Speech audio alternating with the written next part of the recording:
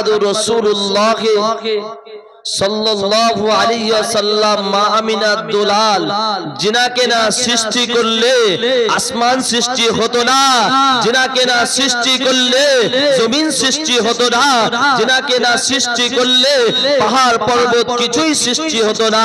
সেই দিন দুনিয়ার বাদশা রাহমাতুল লিল আলামিনের দরবারে লাখো লাখো কোটি কোটি দরুদের নজরানা সকলে বলেন না সাল্লাল্লাহু আলাইহি ওয়াসাল্লাম।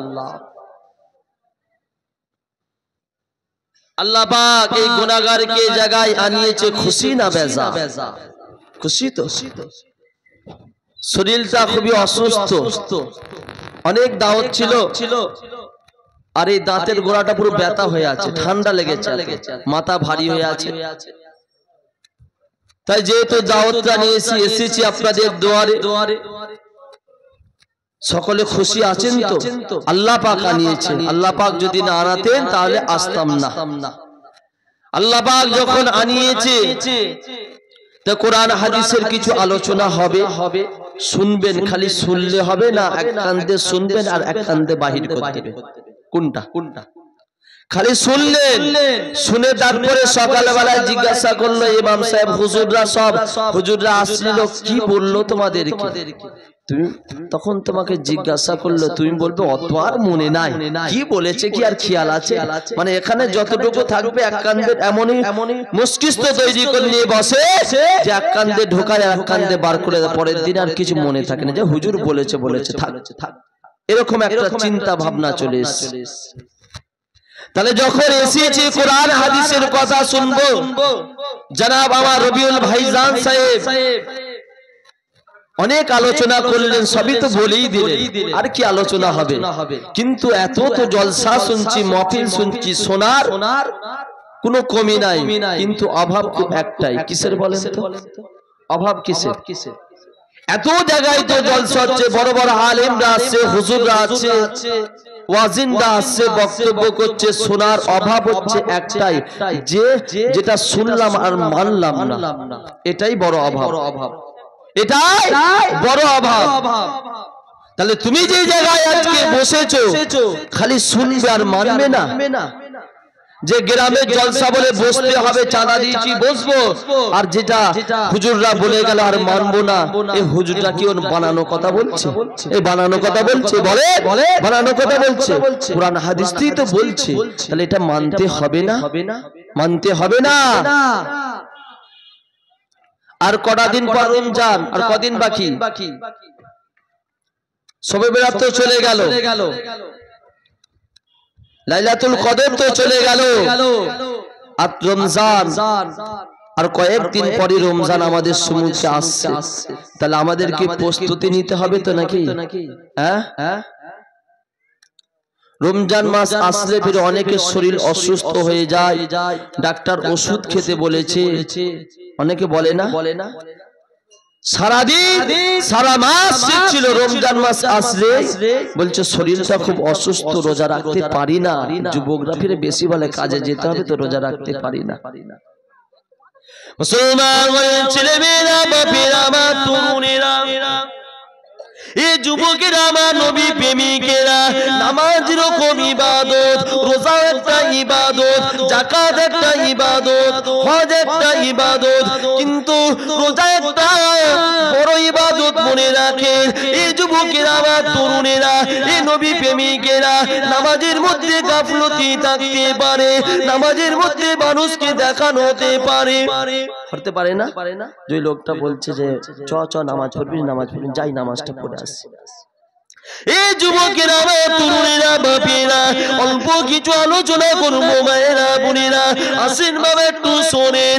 বাপেরা, আমার নওজোয়ানেরা, নামাজের মধ্যে লোক দেখানো থাকতে পারে, যাকাতের মধ্যে লোক দেখানো থাকতে পারে, কিন্তু রোজা একটা এমন ইবাদত, এর মধ্যে কোনো লোক দেখানো থাকবে না। থাকবে না। এই যুবকেরা, আমার বাপেরা, আমার মায়েরা, বোনেরা, আজকের দিনে তুমি যদি রমজান মাসে রোজা রাখো, তুমি যদি মনে করো যে আমি পানির ভিতরে ঢুকে পানি খাবো, এটা কিন্তু আল্লাহ জানতে পারবে, আর কোনো পৃথিবীর মানুষ জানতে পারবে না। এই যুবকেরা তরুণেরা আল্লাহকে সন্তুষ্ট করার জন্য তোমাদের কাছে রমজান মাস এসেছে, তোমরা এই রমজান মাসের প্রস্তুতি নেবে, তোমাদের গুনাহ খাতাগুলোকে আল্লাহ পাক মাফ করে দিবে। নামাজ তো একটা বড় ইবাদত, কিন্তু নামাজের মধ্যে গাফলতি হতে পারে, নামাজের মধ্যে একটা মানুষ দেখানো হতে পারে যে বলেছে নামাজটা যে পড়েলি, কিন্তু রোজার মধ্যে ওটা নাই। রোজা হচ্ছে একটা বড় ইবাদত। তুমি যদি রোজা রেখেছো, তুমি যদি মনে করো পানি খাবো, তুমি তাহলে পুকুরের ভিতরে ঢুকে পানি খেতে হবে, নাহলে সবের সামনে পারবে না। এটা এমনই মর্যাদা রোজা। এই যুবকেরা আমার, তরুণেরা আমার, বাপেরা ও আমার মেয়েরা, বোনেরা, ছোট বাচ্চা হিসাবে এসেছি গো মা, তোমার সন্তান হিসাবে এসেছি মা, এই বাপেরা তোমার ছেলে হিসাবে এসেছি শোনেন। এই যুবকেরা এই রমজান মাসটাকে তোমরা ফিরিয়ে দে, রমজান মাসটাকে তোমরা গাফলতি করে কাটিয়ে দেবে না, রমজান মাসকে তোমরা বিলাসিতা করে কাটিয়ে দেবে না। এই যুবকেরা আমার, তরুণেরা, রমজান মাসটা তোমাদের কাছে এমনই মাস, রমজান মাসে তোমরা ইফতারির আগে 2 রাকাত নামাজ পড়বে, তাহাজ্জুদের নামাজ পড়বে, 2 রাকাত নামাজ পড়ে আল্লাহর কাছে চাইবে। এই রমজান মাসে আল্লাহ দয়াময়, এই রমজান মাসে 2 রাকাত নামাজের ওসিলা করে আল্লাহ পাক তোমাদের গুনাহ খাতাগুলোকে মাফ করে দিবে। জোরে বলো না সুবহানাল্লাহ, জোরে হবে না সুবহানাল্লাহ, নারে তাকবীর, নারে তাকবীর। এই রমজান মাসে 2 রাকাত ইফতারির মানে সেহরির আগে 2 রাকাত নামাজ পড়বে, এই নামাজের ওসিলা করে আল্লাহ তোমাদের গুনাহ খাতাগুলোকে maaf করে দেবে। আলোচনা খারাপ লাগছে? এই আলোচনা খারাপ লাগছে? তাহলে এই রমজান মাসে রমজান মাসের কথা বলার দরকার আছে কি না? যেহেতু প্রস্তুতি আমাদের সময়, প্রস্তুতি নিতে হবে তো। এই রমজান মাস আসলে আমার যুবকেরা, আমার বাপেরা সব গাফলতি করে, চা দোকানে চা খায় ভোরে বেলায় যে লুকিয়ে লুকিয়ে, কিন্তু বলছে রোজা রাখুনি ভাই, আর শরীরটা অসুস্থ, শরীরটা অসুস্থ। এই রমজান মাস কি বছরে একবারই আসে, বড় ইবাদত, বড় ইবাদত। এই রমজান মাসে তোমাদের গুনাহ খাতাগুলোকে maaf করে দেবে। আল্লাহ বলবে তুমি চাইবে, আমি তোমাদেরকে অফার দিচ্ছি, এই মাসটা অফার দিচ্ছি, তুমি গুনাহ করেছো, গুনাহ করে করে পাহাড় বানিয়ে দিয়েছো, রমজান মাসটা তোমাদের কাছে একটা অফার স্বরূপ দিলাম, এই অফারে তোমরা চাইবে, আমি আল্লাহ তোমাদের গুনাহ খাতাগুলোকে maaf করে দেব। তাহলে এই রমজান মাসে অনেকে যুবকেরা, অনেকে বাপেরা রোজা রাখে না, কত দুঃখের বিষয় জানেন।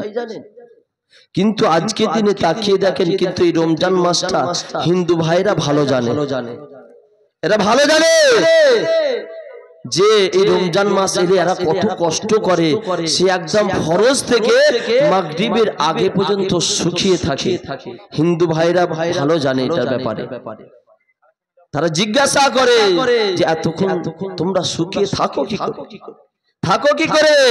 এটা আমাদের আল্লাহ পাকের রহমত নাকি? এই যুবকেরা আমার বাপেরা, তুমি রোজা রেখেছো, তুমি পানি পান করতে যাইবে, তোমার মনে তখন ভয় আসবে, কেননা এই রমজান মাসে রোজা রেখেছি, আল্লাহকে ভয়ের জন্য তুমি লুকিয়ে খেতে যাবে। তুমি যদি ইমানদার হও, লুকিয়ে খেতে যাবে, তোমার মনে একটা ভয় আসবে যে আমি আল্লাহকে সন্তুষ্টর জন্য রোজা রেখেছি। তুমি লুকিয়ে অন্য জায়গায় যাবে, অশ্লীল কাজ করতে যাবে, তুমি মনে মনে ভাববে যে রমজান মাসটা আমি রমজান মাসে রোজা রেখেছি আমার আল্লাহ পাককে খুশি করার জন্য।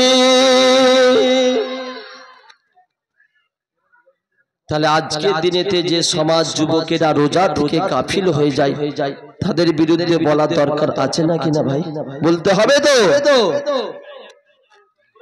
তাহলে আজকের দিনেতে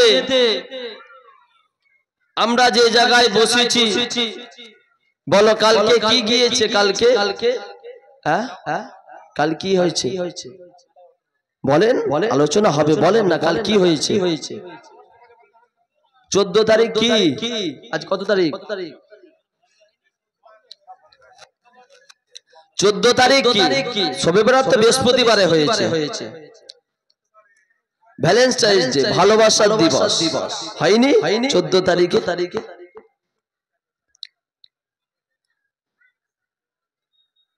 আমার যুবকেরা, আমার তরুণেরা, আমার বাপেরা, আমার নওজোয়ানেরা, এ নবী প্রেমিকেরা, এ আমার যুবকেরা আলোচনা শোনেন, কেননা তোমরা মুসলমান সমাজের, এ আমার যুবকেরা, আমার বাপেরা, আমার তরুণেরা, তোমরা নবী পাকের উম্মত, তোমরা মুসলমান, তোমরা ভ্যালেন্টাইন দিবস পালন করবে, 14 ফেব্রুয়ারি পালন করবে, এটা কিন্তু তোমাদের নীতি নয়। এই যুবকেরা, তরুণেরা, বাপেরা, তুমি মুসলমানের ঘরে জন্মে গে তুমি আজকে দিনেতে 14 পালন করছো, 14 ফেব্রুয়ারি পালন করছো, এটা হচ্ছে ইহুদিদের খ্রিস্টানদের। তুমি মুসলমান ঘরে জন্মে তুমি 14 ফেব্রুয়ারি পালন করছো। এই যুবকেরা, আমার তরুণেরা, আমার বাপেরা, আমার মায়েরা, বোনেরা, তুমি রাসূলুল্লাহর অনুসরণ করতে তোমার বড় কষ্ট হয়। তুমি মুসলমানের ঘরে জন্মে তুমি 14 ফেব্রুয়ারি ভালোবাসা দিবস পালন করছো।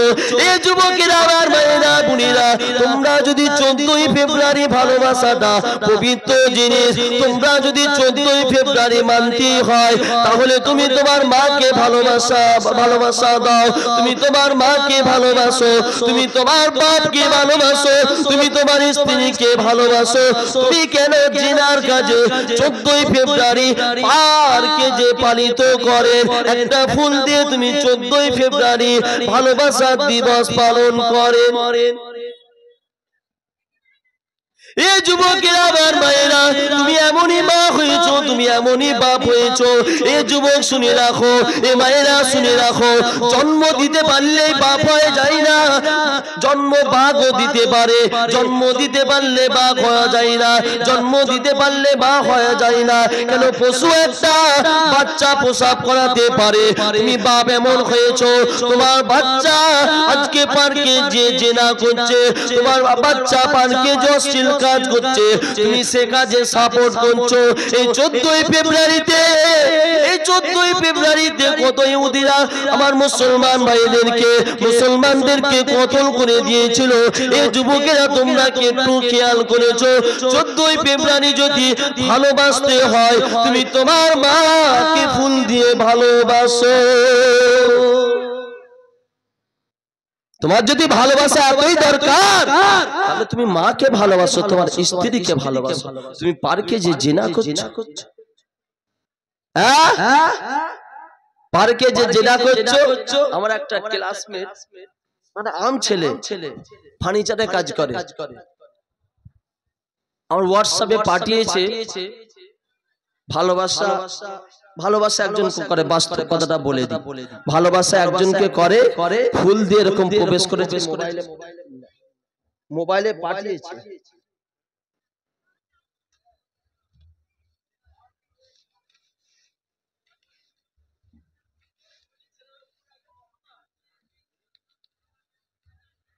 ফুল দিয়ে পাঠিয়েছে। তাহলে ভালোবাসা যদি মানতে হয়, তাহলে তুমি তোমার মাকে ভালোবাসো, বউকে ভালোবাসো। এই যুবকেরা, আমার তরুণেরা,